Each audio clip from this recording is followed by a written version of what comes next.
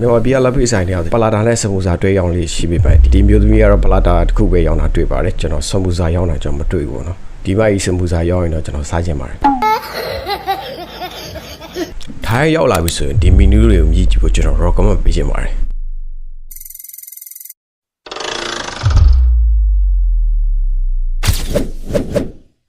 วันนี้ครับวันนี้เราจะมารีวิว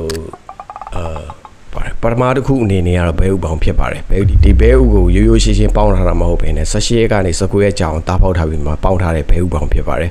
ဒီအကောင်ပေါက်နေတဲ့ဘဲဥကိုစော့နဲ့တွဲစားတာဖြစ်ပါတယ်ဒီအစားအစာကလမ်းဘေးအစားအစာဖြစ်ပေမဲ့တော်တော်ရောင်းရတဲ့အစားအစာတွေမှာပါတယ်လို့ပြောပါတယ်တချို့ကတော့မစားရဲလို့မစားကြပါဘူးဒုတိယတစ်ခုအနေနဲ့ပစုံတုပ်ဖြစ်ပါတယ်ပစုံကိုရိုးရိုးရှင်းရှင်းတုပ်ထားမှာမဟုတ်ဘဲနဲ့ပစုံအရှင်ကိုတုပ်ထားတာဖြစ်ပါတယ်ပစုံအရှင်ကိုတုတ်တာဖြစ်ပါတယ်ဒါတွေကိုထိုင်းလူမျိုးတွေကတော့ကနေပစုံတုတ်လို့ခေါ်ပါတယ်ဘာလို့ကနေပစုံတုတ်လို့ခေါ်တာလဲဆိုရင်တော့ဒီပစုံကပစုံအရှင်တွေကိုဖမ်းပြီးဒီစော့နဲ့ရောပြီးမွေလာတဲ့အချိန်မှာပစုံတွေကစားတဲ့ထိသလိုဖြစ်ပြီးဟိုပြေးဒီပြေးဟိုခုံဒီခုံခုံတာကိုသူတို့မျက်လုံးထဲမှာကနေလို့ထင်တာပေါ့အမြည်လို့တဲ့အရန်ကောင်းတယ်လို့ပြောပါတယ်ကျွန်တော်ကိုယ်တိုင်ကတော့တခါတော့စားဘူးလေပေါ့နော်အရန်ဘယ်လိုကောင်းတယ်ပေါ့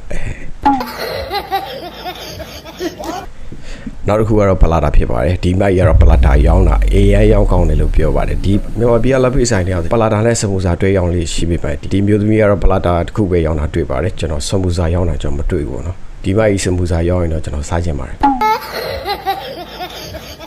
နောက်တစ်ခုကတော့လမ်းဘေးမှာရောင်းနေတဲ့ Scorpion ကြော် Gaming ကောက်ကြော်ဖြစ်ပါတယ်ထူးခြားတဲ့အရာသာမရှိပေမဲ့ခေါင်းကနေဖင်ကိုပေါအောင်တုံးနဲ့ထိုးပြီးကြော်ထားတာဖြစ်တဲ့အတွက်အမြင်ဆန်းနေတဲ့အတွက်ရောင်းကောင်းတဲ့မီနူးထဲမှာပါတယ်လို့ပြောပါတယ်ဒီမှာစမူစာရောင်းတော့ကျွန်တော်စားချင်ပါတယ်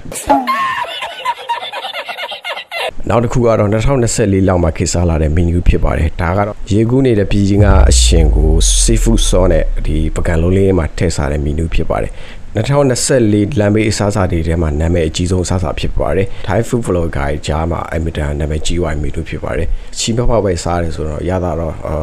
တော်တော်ကောင်းမဲ့ရှိတယ်တော့မျက်နှာပေးသွားဖို့အလားလာရှိတယ်ပေါ့နော်ကျွန်တော်တော့မမြည်ဘူးလို့ကျွန်တော်မသိဘူးနောက်ဆုံးတစ်ခုအနေနဲ့ကတော့ထိုင်းနိုင်ငံရဲ့နာမည်ကြီးဆုံးစားစာဖြစ်တဲ့စုပ်တန်နဲ့တွဲစားလို့ရတဲ့ဂျင်ကတ်ဖြစ်ပါတယ်ဂျင်ကတ်ဆိုတော့ကြက်ကင်ကိုပြောတာပါထိုင်းနိုင်ငံကိုလာလို့ရှိရင်ကြက်ကင်စားကြည့်ဖို့ recommend ပေးချင်ပါတယ်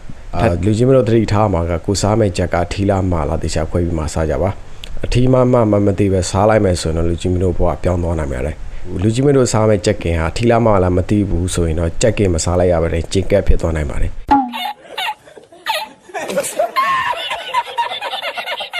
ဒါကတော့ထိုင်းနိုင်ငံရဲ့အထက်အများဆုံးနဲ့အမြင့်ဆုံးတိုက်ဖြစ်ပါတယ်ဒီတိုက်ပေါ်တက်မယ်ဆိုငွေကြေးအနေနဲ့1000ကနေ1500ဘတ်ထိရှိတယ်လို့သိရပါတယ်ဒီတိုက်ပေါ်မှာဘာတွေရှိလဲဆိုတော့ကျွန်တော်လည်းမရောက်ဘူးလို့မသိပါဘူးနောက်ဆုံးအနေနဲ့မှာကျင်တာကတော့လူချင်းမျိုးတို့အစောကစားကျင်တာတွေစားလာပြီးဆိုတော့ဒီတိုက်ပေါ်မှာခြာပြီးဖို့မမေ့ပါနဲ့